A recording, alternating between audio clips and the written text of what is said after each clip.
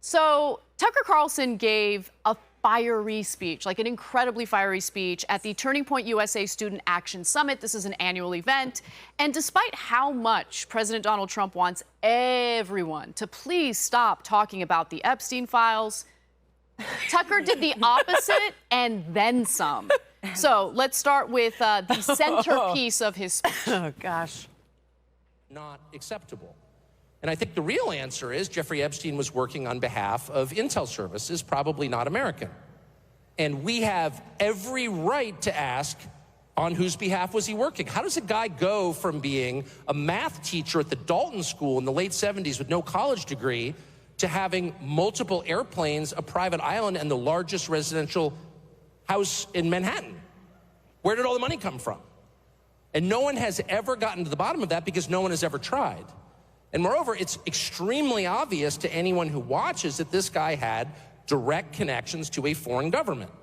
Now, no one's allowed to say that that foreign government is Israel because we have been somehow cowed into thinking that that's naughty. There is nothing wrong with saying that. There is nothing hateful about saying that. There's nothing anti-Semitic about saying. There's nothing even anti-Israel about saying. Okay, so there you have it.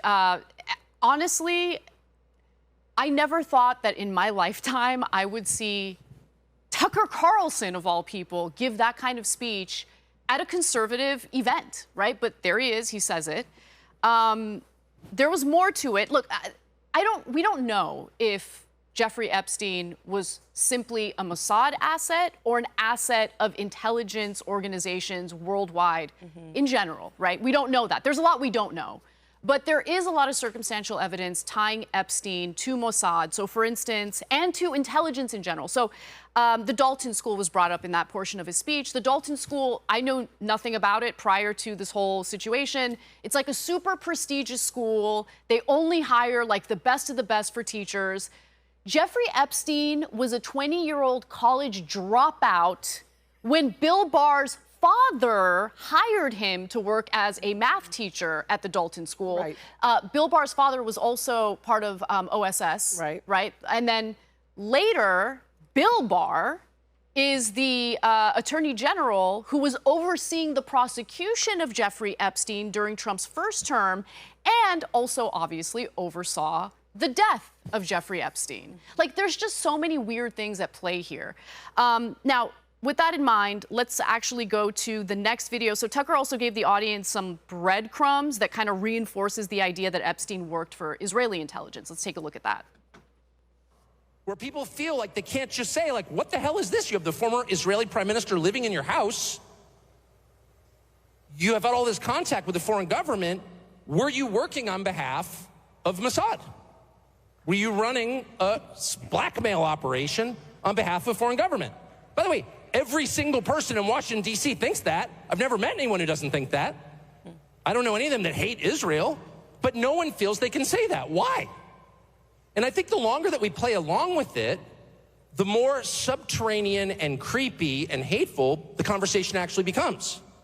So I think it's better just to say it right out loud. Did this happen? That's so And of course, that question has been asked to the government of Israel, and their answer is, we're not going to tell you. And I think our answer should be, no. As long as we're sending you money, if you were committing crimes on our soil, we have an absolute right to know, did you do this or not? And yet everybody has been so brainwashed into thinking that's somehow an expression of hate or bigotry, when it's not. It's a baseline question that every U.S. citizen has a right to an answer on.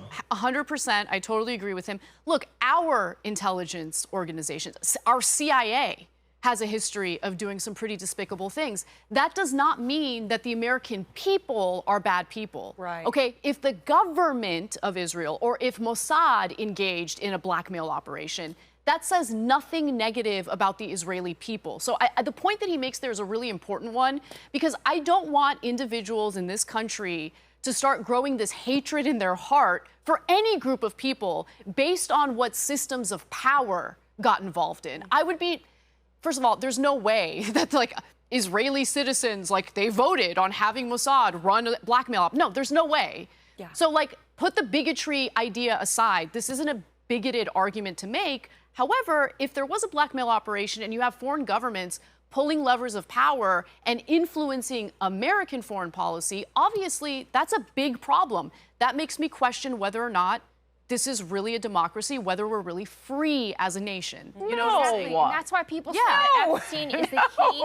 Epstein is the key that turns the lock. Because it's not just this one. Which is why you will never know. Yeah, we're never gonna know. I don't think it's just Mossad. I think the CIA is involved as well. Me too. Based on Me the too. fact that, like, just look at Donald Barr. It came from OSS, which became CIA, and there's a whole host of other connections there. Like Alex Acosta. Do we think Mossad came over and said, don't prosecute him federally? No, but it is.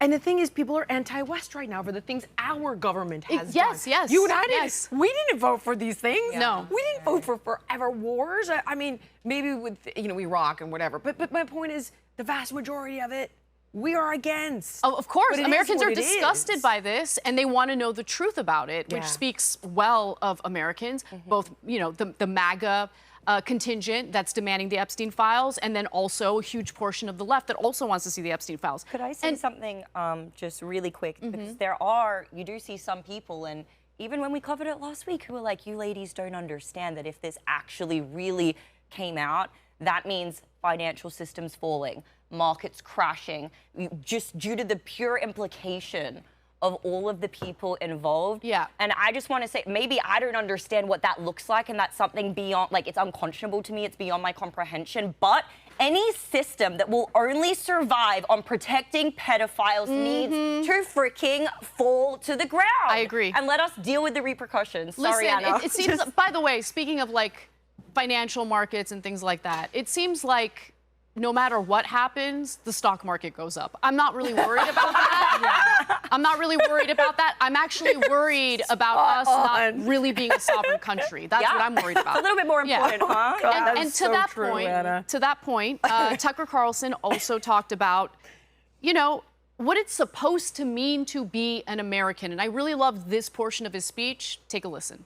Criticizing the behavior of a government agency does not make you a hater. It makes you a free person. It makes you a citizen. You're allowed to do that because you're not a slave. You're a citizen.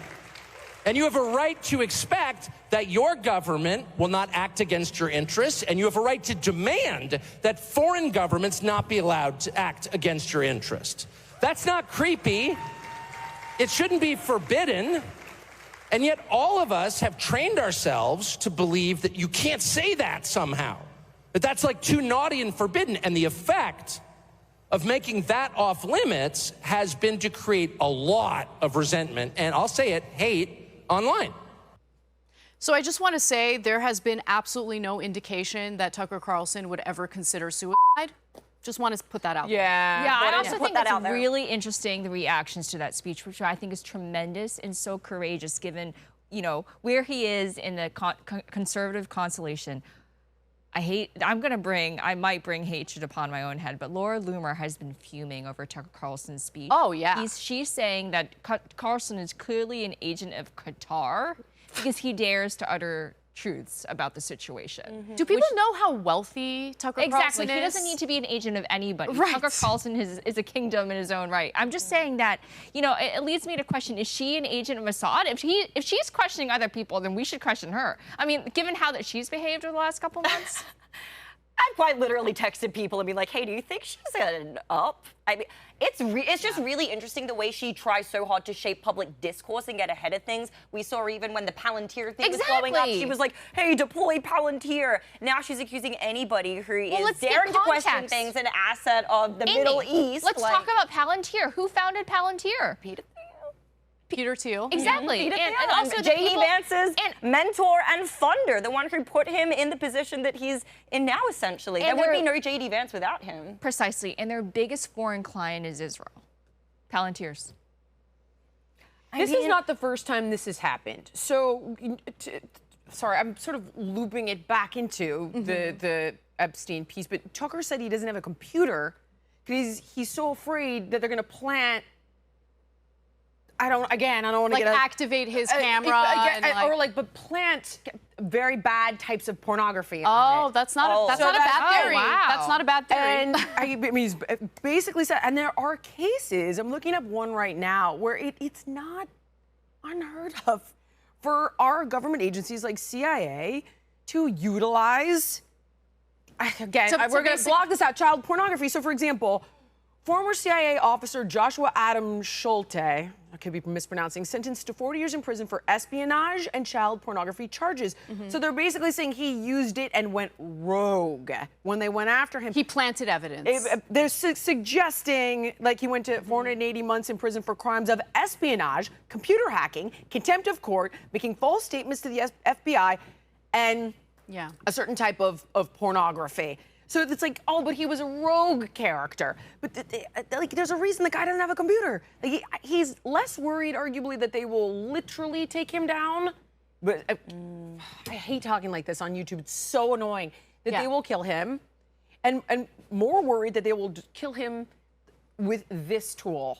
Yeah, so basically smear him by Yes, planting. destroy him. That's yeah, it. Yeah, yeah. This is on his computer. Finito, finito. You know, go to a deep dark hole for the rest of your life.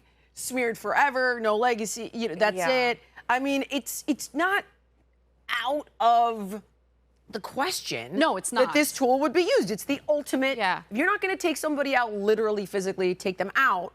What is going to be the thing you never come back Have you from? guys Discredit heard of the them, book yeah. Legacy of Ashes? It's a Pulitzer, it's an award-winning book on the CIA, and it just chronicles decades of precisely that sort of behavior. They will put kompromat on their enemies of the CIA. They funnel more energy and resources in taking down the enemies of the CIA Yep. than actually furthering the interests of the United States. We're getting 5 They're- views on this show. This show. No, I don't think so. I actually think most ordinary Americans appreciate the are truth. privy to this, and they know that there's something afoot. They want to feel that they're living in a country with a government that they've elected and represents them. And increasingly, I think most Americans, regardless of which side they're on, they don't feel represented. They feel that there's like this powerful group of elites who call the shots, ignore their voters. That's why the Trump Epstein cover-up thing is so offensive to a huge portion of his base, because for them, Trump represented breaking the paradigm, Draining the swamp. draining the swamp. Right. I mean, look, I never really bought into that, right? But You were right not to. all of the did. stuff about the deep state, Sorry, it's Anna. like that was the most repetitive part of Trump's campaigning. The deep state, the deep know. state. So I'm like, if he's going to renege on this promise, Right. he's going to be in a world of pain, and he currently is, and nothing's changing. And by the way, I would be shocked if Trump didn't have a talk with Tucker and basically told him, maybe you need to shut your mouth. Oh, and I'm right? sure that's maybe already happened to like Right. some degree. But you know? I give him, meaning Tucker, so much credit because what he did on that stage was brave, and he went against Trump, and that's a lot of risk that he's taking. Right after his speech, Trump drops a Truth Social post and says there are some very bad people who keep talking about this. Is that the guys and gals post? No. He dropped several, but right after the speech, I mean, it wasn't even subtle. So Yeah. I think he's deeply upset about this. Oh no, you go and then I'll go. I just, he still has an opportunity to turn this thing around. It's still there. He can name a special prosecutor. It sounds like that's a consensus. Still going to get right? nothing. You will get nothing. I- You could kick the can. You could draw it out. It'll you be could a wait until scapegoat. you're out of office. We need You're certain going individuals get to testify. nothing. We need certain individuals like Alex Acosta to testify Yes. under oath to Congress and to be questioned, hopefully under a penalty of perjury, or at least under, They should subpoena him. Exactly. Yeah, and also, if he doesn't actually, if he pleads the fifth, he should be held in contempt of Congress. Ghislaine 100%. is right there. I was going to say, but do you think they will even allow her? Like, she's saying she wants to. Congress is doesn't give it a calling plea deal. for it. Will they even let her get that far? Next year's Ghislaine Maxwell killed herself. New video with her. 2.0, baby. One thing that I want to mention, because I feel like it's relevant to this topic, intelligence. So there was a gentleman, John Kirikow. He's from the CIA. Yeah, I pronounced he's his on name PBD, right? He was on PBD podcast, and he literally said that he would not trust Mossad or Israeli intelligence as far as he could throw them, that they were the worst type of intelligence ally to work with. And whenever they came to the White House or met with the CIA, they would give them gifts and every single time They were bugged. they had listening device. Not sometimes, not 70%, not 90%, 100% of the time. But Amy, it's okay because Senator Ted Cruz said that it's okay if Israel spies on us. Remember? Oh, okay, just Israel. I dropped this in our group chat yesterday. It was just reported that Mossad actually visited the White House last week, trying to coordinate with Trump on how to forcibly remove Palestinians from Gaza. Did you see that? You did share that. This is Mossad. So, and they did this in a very hush-hush manner. It's not a good look. No, it's hush-hush terrible. Thing, like, I could have made the case if, like, it's unlivable. We've been trying to find a place to rehome refugees. Let's say we're giving them the land. But what the hush-hush piece is like filthy dirty. So I've been looking into Egypt, right? Like this big argument, like, oh, Egypt's so bad because they won't take in Palestinians. Jordan won't either. So first of all, Egypt's got a lot of problems with overpopulation. Like their population is really struggling right now because of lack of resources, massive population, all of that. But at the same time, you know, these Arab majority countries, Muslim majority countries, they don't want to aid and abet what's very obvious to anyone paying attention, which is Israel wants that land. They've been wanting that land. So this is like the perfect opportunity in their minds to carry out. I mean, you can go back, literally, I was watching a video of Benjamin Netanyahu. It was a black and white video. He was super young. He was probably in his 20s, and he was asked, well, do you think the Palestinians should have their own state? And he just flat out said no. Like, he's never believed that he's bad. And by the way, he's so, the Israeli government is doing so much damage to their own people and to Jews around the world, to be honest with you, because I believe that the increase of anti-Semitism is the result of what's happening. Anna, I hate to say this, and I actually agree with everything you just said, and that's putting it lightly. It curdles my blood to admit that his plan worked because his war was his get out of jail free card because he was under prosecution for corruption. His wife was also in trouble. And folks, it worked. Okay, and they're not talking about it, you know? Okay, to that point, I have to give you one more piece of information that like further reinforces this. I don't know if you guys saw, but this past week, Israel started bombing Syria. Yes. Under this pretense of like, we're worried about the Druze in Syria. They don't give a shit about that. No, they don't. He was testifying in his corruption trial, and his trial was adjourned because of the bombings in Syria. Yep. Okay, the courts in Israel need to stop adjourning based on bombings that that Netanyahu is carrying out because he's going to keep bombing neighboring countries in order to get out of jail free. Like, that's what he's been doing. That's such a good point. The thing is, his plan worked so masterfully, and it pisses me off so much because he went from being a pariah in Israel, and now when he goes around the country, people are cheering his name. Like, there are crowds just cheering him on. His plan worked, and I hate that. It only worked for his people of his country, hopefully, for the most part. But that's I don't think I mean, cares. But I think that it says something if the rest of the world is waking up and seeing these things. But then we find ourselves in this situation, like you mentioned, Anna, where now anti-Semitism is rampant. No, don't be don't any be particular anti-Semitic. clause of person. It's so dumb. It's like literally it's about Netanyahu. It's about the government of Israel. Exactly. It's a government. And that's where people struggle, though, I think, is because it's like every time somebody tries to question something, they get lumped in with these anti-Semitic people who are intentionally being anti-Semitic. We saw the Elmo hack, right, and the stuff that was also there. There's the Nick Fuentes characters and other people who they do say some very straightforward, mean, nasty things towards Jewish people, not just the government. No. You know? And so there's a big difference, and I just wish that was apparent to people. Yeah. And I don't know why it isn't. Is it by design? Well, you bring up a really good point, but also there's been an excessive use of the allegation of anti-Semitism. Like, you bring up legitimate criticisms of Netanyahu, specifically as a person, all of a sudden it's an anti-Semitic argument. Well, because it turns into like Israel, and then they get demonized. Him as a person. You're absolutely right. Keep going. I want to read you guys this one thing. What I mean is, like, the Jewish people, they're amazing. Yeah, Jewish people are separate. They have been clamoring for the end of this war for so long. I'm talking about the buffoon, Netanyahu specifically, is a dude.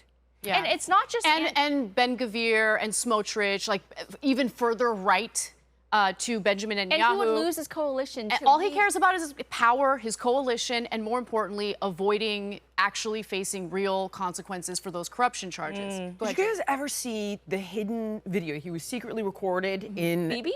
Yes, in 2010. Yeah. Is this where he was talking about funding Hamas? Nope, not that one. Okay. Okay, so this is where he says Netanyahu did say of Palestinians that we must beat them up, not once but repeatedly, beat them up so badly until it's unbearable. He said this? Yes. Yeah, yes. hang on, I have the video here actually. I have seen this, yeah. Hang on. Yeah, hold on. Netanyahu also suggested that American foreign policy was, quote, easily moved. Yes. He did not, however, explicitly suggest using defense as a means to aggressive military action or that the United States would help push that narrative. But here, listen, the chief significance of the video as described in 2010 was that it showed Netanyahu bragging, and this part I watched personally, of having derailed the Oslo Accords with political trickery. And he talks about how he was going to redefine it. Because the thing is, like, I have a huge issue with how much everyone hates Israel. And I feel like they're getting scapegoated for a lot of bad things. But this guy is unquestionably, So this is part of what's known as not like a the good clean dude. break memo. And it's this effort to essentially move away from the Oslo agreements in order to prevent Palestinians from having a separate state, a sovereign state. And that's like the root of all of the problems that obviously Palestinians are suffering, but also the Israelis are suffering, because that has led to violence toward Israel. Connor, can you find that video? I'm so Yeah, sorry. and then Go one ahead. other thing I'll add. I'm so glad. 2001 came out in 2010, and it's him sitting at a table. You got it? Okay. Yeah. Let's take a look. Go ahead. כמה דקות מאוחר יותר המצלמה שוב נדלקת, ונתניהו פורס בפני מערכיו את משנתו המדינית, without quotation marks and without math. Beginning to understand the meaning of the slogan. Netanyahu, oh God, it's moving quick. Okay, hang on. Hang on. I promise you, it's 6 minutes long, but they're... Maybe there's a short version where they translate it. The key part of this is that he said, they think terror will break us. The key part of this is he says, America hit them hard. That's what he's saying. Yep, there it is. Not just one hit, but many painful, so that the Price will be unbearable. There it is. The price is unbearable now. A total assault on the Palestinian Authority to bring them to the state of panic that everything is collapsing. Fear that everything will collapse. This is what will bring. The world will say, you occupied. The world will say nothing. He's going to say America is easily moved here. Especially with America. I know what America is. There it is. America is the thing that can be easily moved in the right direction. Okay, that's and then he pretty goes on damning. here to talk about how he's going to, like, manipulate the Oslo Accords. America will, okay, hang on. Say something to us to say. 80% of Americans support us. It's absurd. We have My old lady eyes, I can't see anything.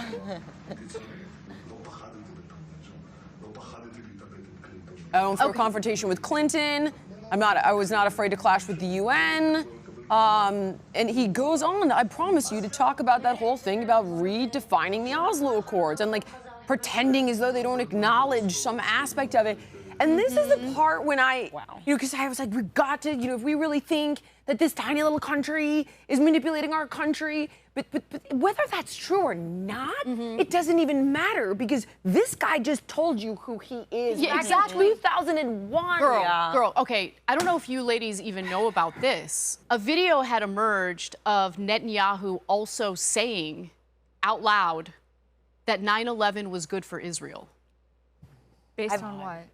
Because they got us to attack in the Middle East, right? Yeah. They get, and that's right. I mean, can you kept saying imagine? attack Iraq. Can you imagine Yeah. how I would be so disgusted if we had an American president who looked at October 7th and said October 7th was good for America. Right. Ugh, disgusting. The fact that he said that was the worst terrorist attack on American soil in U.S. egregious. history. And it breeds conspiracy theories as well. And this is where a lot of people now start saying, oh, well, was it an inside job? Was the U.S. complicit with Israel in something like that? And you get to the more fringe side of those theories. But when you hear the Israeli president saying something like that, it begs the question a little bit. Yeah, the And Prime Minister, you know yeah. what? He's still up to his gimmicks. Just last week, he waltzed to the White House and showed Trump his nomination of him to get the Nobel Peace Prize. yeah. He knows how to manipulate people like Trump. Could we pull that video up, Yeah, though? that's hilarious.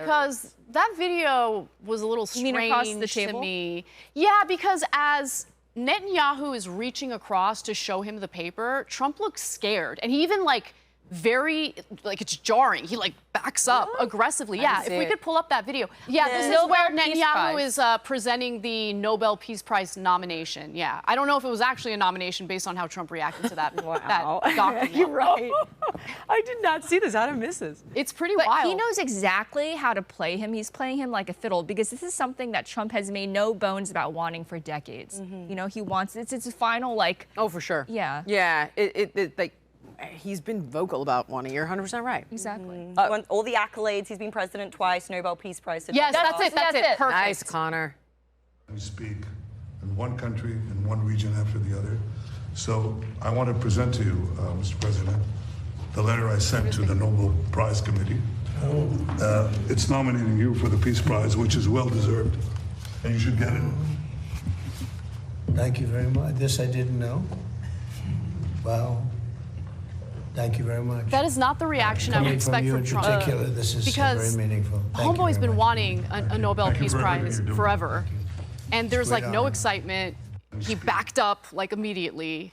I don't know. He looks Here's scared. my argument. I Yeah. think Trump was like, do me a favor, nominate me for this Peace Prize, and I'll continue to help Maybe, you. maybe. That's the only reason. That's very where well I be think true. which tail is wagging which dog. Like, are we scapegoating them for our bad deeds? Is it mutual? I just have a hard time believing this tiny little country.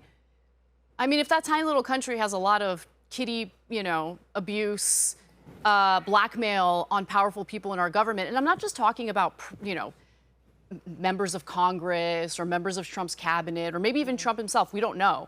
I'm also talking about like judges, celebrities, like all sorts of people were close with Jeffrey Epstein, pictured with Jeffrey Epstein, went on flights and went to Jeffrey Epstein's It's island. actually phenomenal how, everyone he knew. Like, it's not just politics. He was hanging out with celebrities. Maxwell was at Clinton's wedding, Hillary Clinton's wedding. Like, you could see her in I the saw that background. picture. It's making its rounds. It blows my mind how deep the infiltration was. And Maxwell's father was buried on the Mount, Known on as Mount Olives? I mean, it's well known The that Prime he Minister went to his worked with funeral? Mossad. Yeah. Like, What it's the very heck? well known. That's why he was buried there, right? I mean, Jill, could you concede that like it wouldn't really matter the size of the country if they had the right leverage? Like that's the point of leverage at the end of the day, right? When you're working out, you don't have you need leverage. Guys, Wait, think of it this way. It's not, think of, hold on. It's not just leverage to apply resistance. Okay, So- yeah, Ladies, yeah. it's not just the size of the country, it's the size of the financial power, and that's all The that really influence,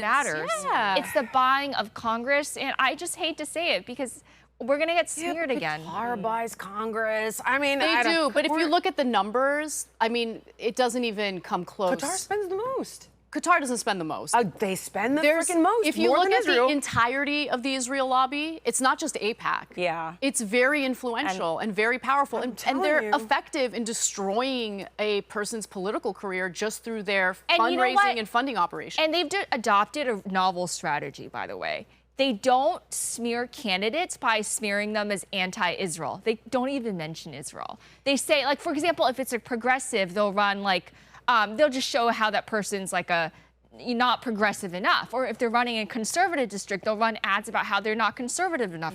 So their ads are extremely tailored to the situation on the ground, and they omit Israel from the conversation completely. This can't be accurate. This is open secrets, and It says that China's the top China, donor? Japan, Liberia, South Korea, and then it's giving me some sort of ad. But So there's one other thing that really bothers me about our political system that we really need to reform, and that's dark money. Yep. Right? So there's a lot of Yeah. money flowing around in our system, bribing people legally, unfortunately, because it's like legally baked in our system. total spending since 2016. Oh, God damn it. It keeps giving me this ad. Hold on. Hang on a second. Anna, that's What a number? That's got to be trillion. Yeah. Yeah. Trillion $5 trillion, almost $700 million. $6 trillion. Yeah. Who's that? 5 trillion. The 700 million. collective amount since 2016 that foreign governments have spent lobbying. You know our why? politicians. You know to why? be I outlawed. can tell you exactly what happened in 2010. It's on opensecrets.org. In 2010, something. It's see you next Tuesday happened. Citizens United. Yep. Oh, yeah. Yeah. Yes. And that after destroyed that our political moment, system. after that moment, the floodgates completely opened up. You have companies, countries, various special interests, essentially just buying parcels of Congress. It wasn't just that, though. Listen, I don't want to bash Reagan too much. He did some great things, too. We've talked about a few of the things he did that caused some issues. One of them, he passed a law that said that private donors didn't need to be disclosed. That's crazy. So they could donate anonymously to one of these companies, APAC, whatever, and they funnel the money through. And the original source of the donor did not need to be disclosed. Yeah. The other thing is when you have these nonprofits that do political work, nonprofits are able to hide their funding. AKA Federalist Society. Yes. Yeah. Think tanks are National able to Endowment hide for their funding. Democracy, funded by the CIA slush fund Yes. via Doge of all Yes. things. Anthony Blinken. George Soros' Open Democracy. Anthony Blinken, he had a think tank prior to joining the Biden administration. And there's some evidence showing who his clients were. Israel was one of those clients. And he was, very deferential. I mean, look, when it came to foreign policy in the Biden administration, Blinken was pretty much calling the shots. And Andrew Sullivan. I mean, Biden. Jake Sullivan, Yeah, my no bad. worries. Biden his brain was melting. So who knows how many of the decisions he was making. But my point brain is, was there's melted, too much corruption. Yeah. I don't think it's just the possibility of this, blackmail operation that's leading to foreign countries pulling levers. It's also money in politics. 100%. And that needs to change. If it doesn't change, we're never going to have a real sovereign country. We're not going to have a real democracy. And that bothers me because I love America. I love America, and I want our government to represent its people. Yeah. Well, the last time we even attempted to fix the system was 2003 with McCain-Feingold legislation, but that went, nowhere. It was dead on arrival. I just don't, unfortunately, and I couldn't agree with you more. I I just don't see the I think it's momentum. fortunate Yeah, that why we're did you agreeing. think unfortunately when you said you agree with that? It's good you guys are agreeing sometimes. Well, Guys, the hope would be there'd be Twice some now. form of You're so optimism for funny. a turnaround. But, as we're all three now black-pilled and gradually taking Amy down the rabbit hole. Thank you so much for watching Her Take. If you like the show, can you help us out by subscribing to the channel, clicking the notification button, sharing, commenting, joining the conversation? It helps us out a ton with the algorithm. We appreciate you.